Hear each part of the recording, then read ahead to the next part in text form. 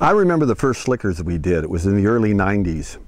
And we didn't have a ranch, we didn't have horses, we had a few volunteers, we had very little money.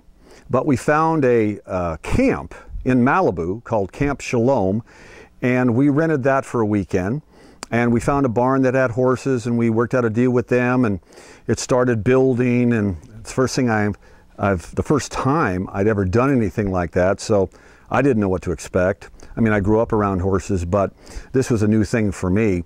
You know, we found wranglers, we found volunteers. By the end of the time that we were there, we had probably about 200 people for the weekend. About 50, 60 kids, volunteers, wranglers, horses. And it was amazing to see what that type of environment did for these kids.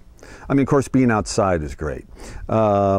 Sleeping in bunkhouses was really different for them. You know, getting them out of the element that they're used to, that they get stuck in.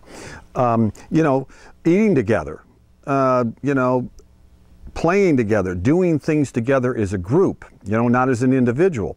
All that stuff really made a big difference in how they looked at life. They saw that it was far better to do things with people.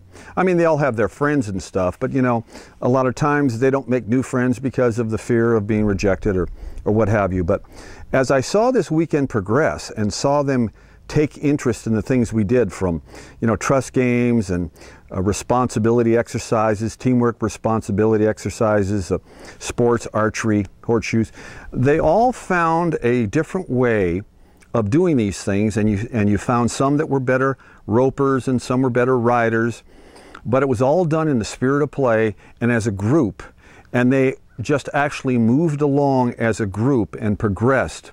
And by the end of the weekend, they were really different.